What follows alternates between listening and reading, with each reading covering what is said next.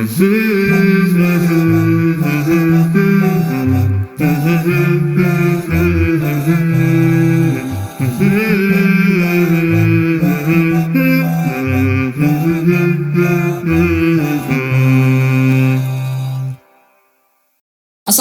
warahmatullahi wabarakatuh. Kembali lagi bersama saya Ruci Ardi di program Halo Ustadz. Ya, sebelumnya kita alhamdulillahirrabbilalamin wassalatu wassalamu ala rasulillah amma ba'du.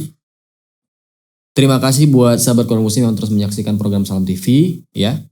Dan tak lupa saya sampaikan agar teman-teman semua terus berdonasi ke Salam TV ya, agar kami bisa terus mengudara di tengah-tengah umat. Kemudian sahabat Quran Muslim apabila ingin bertanya di program ini, silakan ke nomor WhatsApp 0822 67064546 dengan hashtag Halo Ustadz. Ya, di episode kali ini kita juga ada 3 pertanyaan, namun kita pasti ya baca pertanyaan yang pertama terlebih dahulu. Kita akan hubungi dulu Ustadz ya.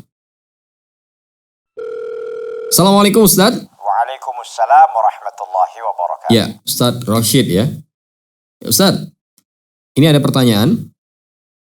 Kemarin ketika khutbah Jumat, saya sempat tertidur. Bahkan sampai sedikit mendengkur. Itu kata teman saya Ustadz.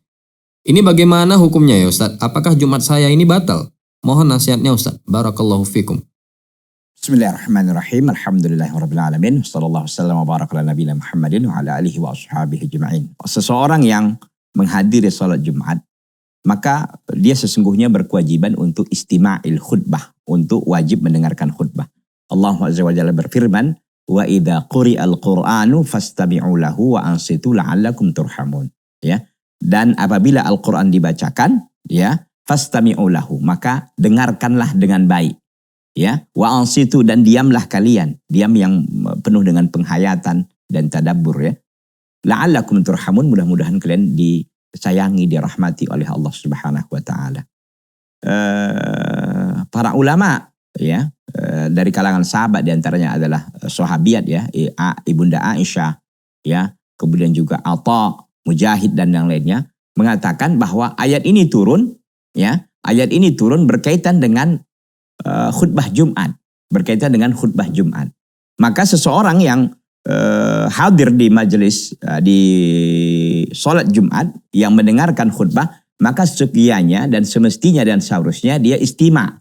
Istima' itu beda dengan sama ya. Dalam bahasa Arab istima' itu artinya betul-betul memperhatikan. Jadi bukan hanya sekedar mendengar gitu. Jadi dia mendengar dan sekaligus memperhatikan dengan baik apa yang dia dengar. Oleh karena itu memang kita berusaha ya agar tidak ngantuk dengan cara bagaimana? Pertama tentu kita duduk kita itu duduk yang benar gitu. Jangan sampai kita memeluk lutut kita. Itu enggak ini, itu akan membawa kepada ngantuk ya. Kemudian juga kata Nabi SAW, ketika seorang itu merasakan ngantuk, hendaklah dia merubah tempat duduknya. Gitu, bergeser dengan bergerak, dengan beraktivitas. Biasanya itu akan salah satu juga cara menghilangkan ngantuk. Tapi jauh dari itu sebenarnya, kalau kita ingin memang serius ingin mendengarkan khutbah dan ikut dengan sholat dengan baik, dari rumah kita sudah pakai istilahnya, sudah ada mentong tidurnya gitu. Jadi sebelum pelaksanaan sholat Jumat itu kita berusaha mungkin 15 menit ataupun kita katakan mungkin 20 menit atau setengah jam kita ada tidur dulu. Ya, tidur dulu. Karena kita sebagai makmum kadang-kadang memang apalagi dengan kondisi sekarang ini ya, dengan masjid yang Masya Allah sejuk ya, kipas angin barangkali ataupun AC membuat kita ngantuk. Nah, orang yang mengantuk di sana, ketika ngantuknya itu tidur-tidur ayam istilah orang, maka itu tidak membahayakan, tidak mengapa gitu. Tapi tentu dia berusaha untuk menghilangkan. Tapi kalau sudah mendengkur, maka ini sudah hilang akal. Kalau sudah hilang akal, tidak sadar lagi, dia batal wudhunya. Dari batal wudhunya, maka dia batal mendengarnya. Ya, artinya dia harus ulang lagi wudhunya. Jadi kalau ditanyakan apa hukumnya Pak Ustadz, hukumnya dia segera keluar untuk berwudhu. Kenapa? Wudhunya batal di situ. Wudhunya batal. Oleh karena itu, sebagaimana saya sampaikan tadi, kita ada semacam apa dulu sebelum sholat Jumat kita tunaikan, ada persiapan yang betul-betul matang gitu kan, agar kita fit nanti ketika menjalani dan mengikuti prosesi daripada ibadah Jumat, mulai dari khutbahnya sampai nanti sholatnya. Begitu. Jadi saya katakan, apakah apakah ini membatalkan sholat Jumatnya? Tidak, ya, tidak. Jadi intinya dia harus keluar lagi untuk berwudu, maksudnya keluar dari masjid karena wudunya batal di situ. Kenapa dia batal? Karena sudah sampai mendukur. Kalau hanya tidur-tidur ayam itu tidak membatalkan.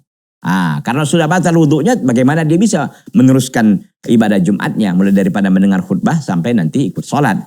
Itu. Jadi yang bermasalah di sini hanyalah terkait dengan wudunya yang batal. Kenapa? Karena dia sampai sudah tidur, ya, yang sudah sampai hilang akal, dan hilang akal itu adalah salah satu yang membatalkan wudunya. Jadi wudunya diulang dan lanjutkan untuk mendengarkan khutbah dengan baik lagi. Wallahu ta'ala a'lam.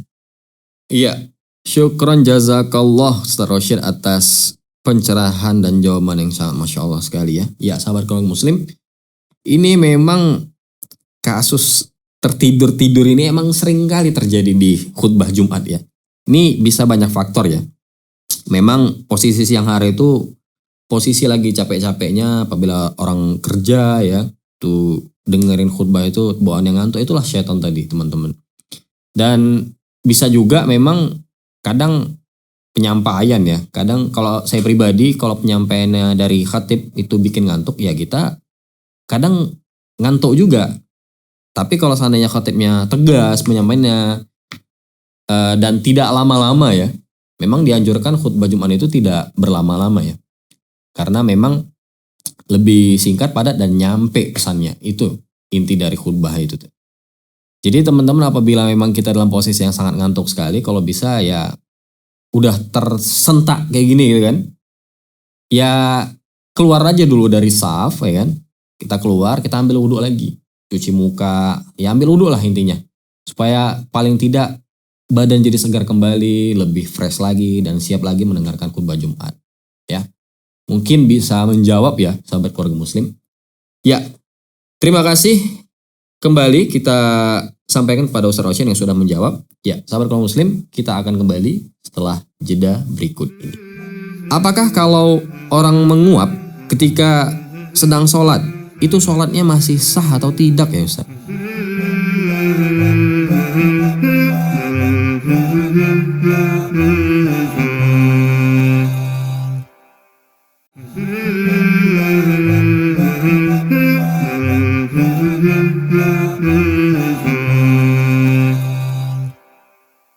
Ya, sahabat keluarga muslim, kembali lagi di program Halo Ustadz. Ada pertanyaan, insya Allah ada jawabannya. Ya, sahabat keluarga muslim, apabila teman-teman ingin bertanya di program ini, silahkan tanyakan ke nomor WhatsApp 0822 6706 4546 dengan hashtag Halo Ustadz.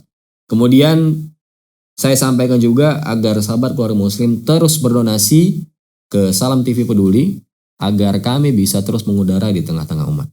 Ya, tadi kita sudah bertanya ke Ustadz Rosyid ya terkait pertanyaan yang pertama. Kita akan lanjut ke pertanyaan kedua. Kita akan coba hubungi Ustadz Zulham ya. Assalamualaikum Ustadz. Waalaikumsalam warahmatullahi wabarakatuh.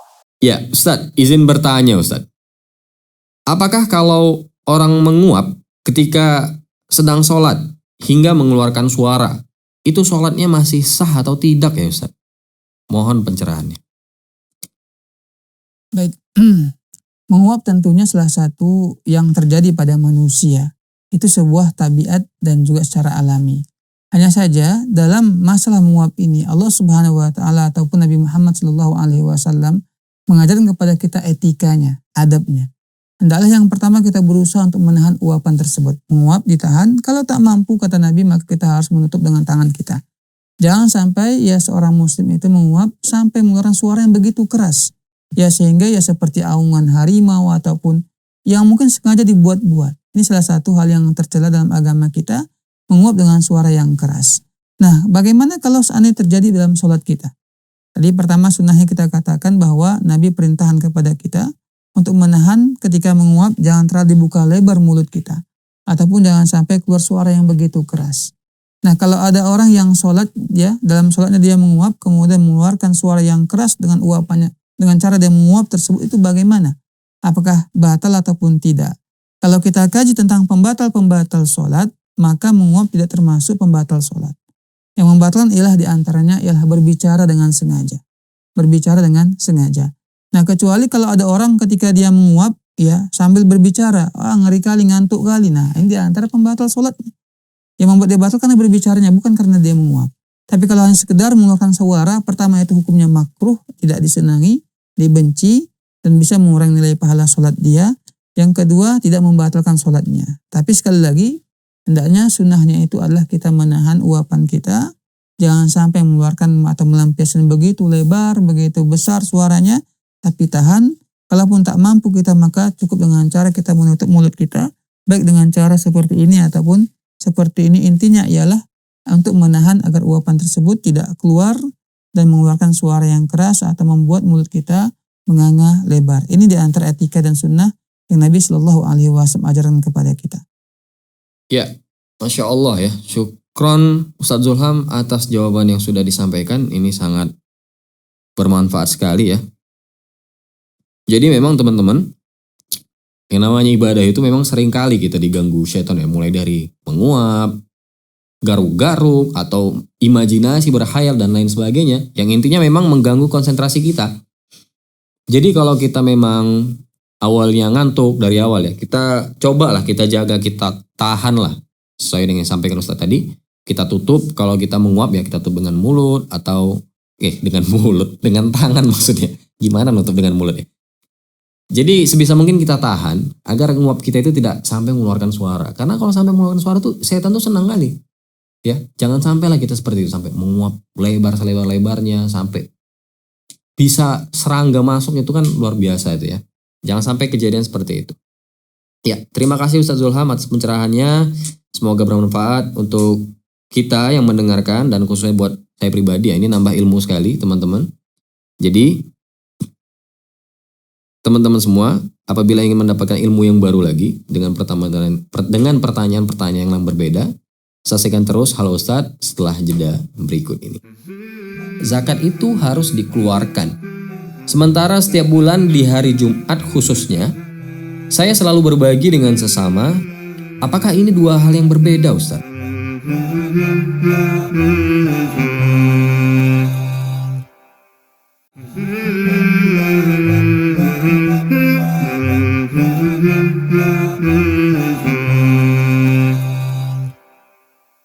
Ya, sahabat keluarga muslim, kembali lagi di program Halo Ustadz.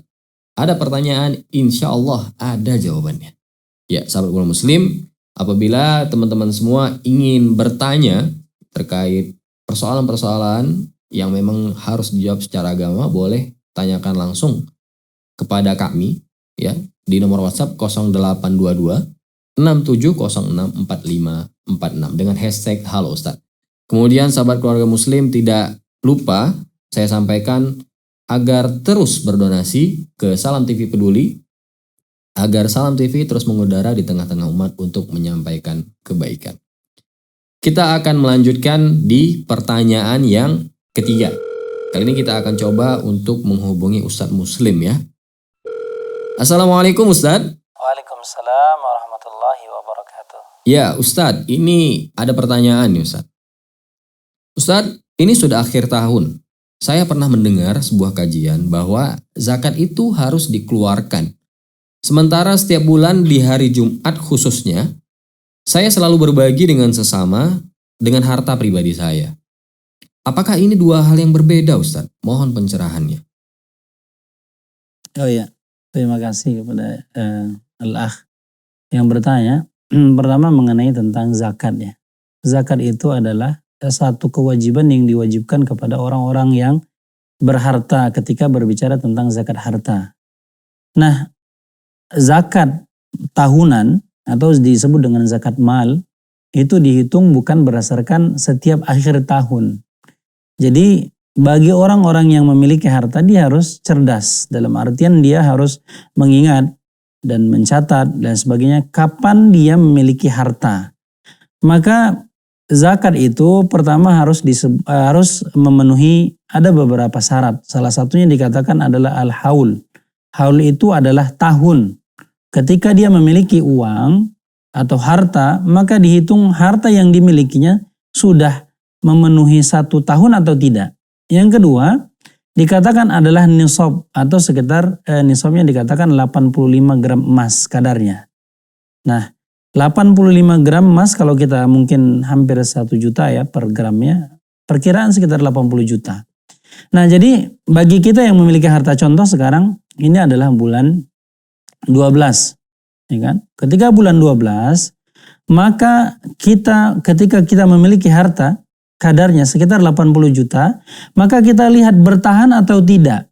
80 juta ini sampai ke tahun ke depan. Sampai Desember tahun depan. Jadi bulan 12 ke bulan 12 itu yang dihitung dalam 1 tahun. Itu yang disebut dengan haul. Kalau kita memilikinya pada bulan Februari, maka kita akan menghitung bulan Februari itu sampai ke bulan Februari tahun depan apakah masih utuh atau tidak. Jika dia kurang dari nilai nisab dari 80 gram tadi, 80 gram emasnya, maka dikatakan maka dia akan berkurang. Ketika berkurang maka gugurlah yang disebut dengan 1 tahun. Jadi kalau seandainya uang itu utuh dari nisabnya, kadarnya sampai 1 tahun dan jika dia juga bertambah kadar 1 tahun, maka ketika akhir tahun itu dihitung dia. Sementara kalau yang dikatakan tadi bahwasanya ketika setiap Jumat mengeluarkan uang itu bukan dihitung dengan zakat. Itu disebut dengan sedekah saja. Jadi beda antara zakat dengan sedekah. Kalau sedekah disebut tatawuan, yang dikatakan adalah sunnah secara hukum, mau dikeluarkan tidak dikeluarkan pada asalnya tidak apa-apa. Sementara zakat ketika tidak dikeluarkan maka jatuhlah dosa. Jadi ini 2 perkara yang berbeda. Biarpun ketika kita membaca kadang-kadang yang disebut dengan sedekah dalam satu ayat atau hadis Rasulullah dikatakan kadang-kadang tutlaku ala zakah. Kadang-kadang kalimat sedekah dimaksud adalah zakat. Kadang-kadang juga sedekah dikatakan adalah sedekah tatawuan atau dikatakan sedekah juga adalah sedekah yang sunnah. Maka harus dibedakan, ikhwan yang dirahmati Allah. Ketika kita mengeluarkan dengan sukarela, itu yang dimaksud dengan sedekah. Sementara ketika harta yang kita miliki, yang kita hitung, yang dia harus mencapai haul, 1 tahun jangkanya, kemudian nisab, kadarnya, itu harus diperhatikan agar ketika sudah jatuh tempo, maka kita harus mengeluarkan zakatnya. Dan secara hukum itu adalah wajib. Wallahu ta'ala alam bisawab. Iya, syukron jazakallah Ustaz ya atas pencerahannya. Ini Masya Allah sekali ya teman-teman ya. Ternyata memang kalau kita zakat dan itu sedekah tadi ya, kalau dia berbagi tiap bulan di hari Jumat khususnya itu sedekah. Kemudian kalau zakat itu beda lagi. Ini Masya Allah sekali ya.